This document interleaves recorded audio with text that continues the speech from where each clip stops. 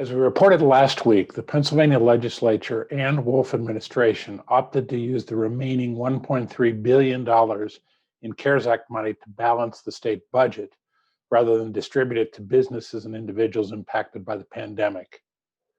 This was incredibly disappointing since we have been working with several legislators on proposals for industry-specific grant programs using these funds.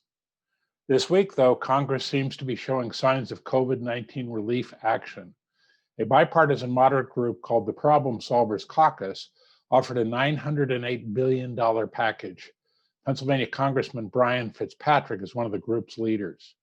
While the package is considerably smaller than the House's $3 trillion proposal, this package does include a myriad of relief efforts, including another round of PPP, Paycheck Protection Program funding, at $288 billion, $160 billion for state and local grants, and $180 billion in additional unemployment desperately needed by our team members today.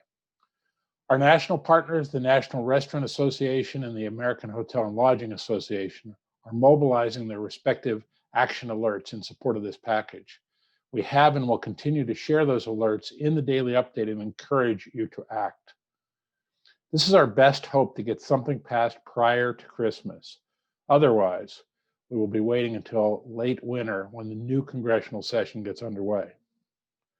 On Monday, Governor Wolf vetoed House Bill 1737, which would have provided broad liability protection to businesses following all COVID mitigation orders.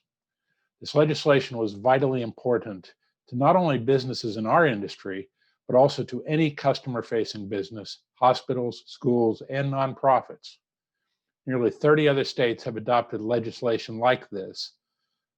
Our friends at the PA Chamber responded by saying, businesses across the Commonwealth struggling to simply survive were dealt yet another blow as Governor Wolf vetoed critical liability protections and instead backed opportunistic trial lawyers anxious to profit from this crisis.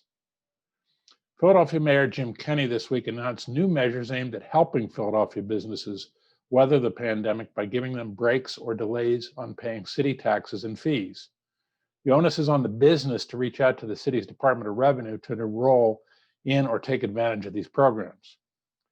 Delaware County, near Philadelphia, announced additional mitigation requirements that are in effect until January 2nd, 2021.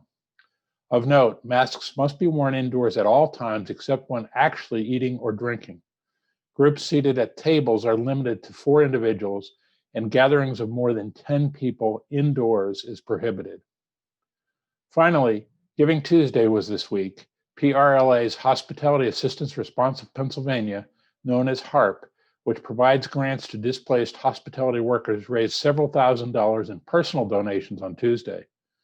In addition, the fund saw a boost from the PRLA Educational Foundation Board of Directors, who voted to allocate $50,000 from its general fund to HARP, and PRLA's Philadelphia chapter, which donated $10,000 in matching grant funds to help Philadelphia workers.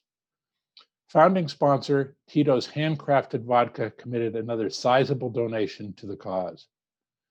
To date, HARP has awarded nearly 1,000 grants to frontline hospitality workers impacted by the pandemic. With the funds brought in this week, we're preparing to reopen the application for a second round of grants as soon as next week.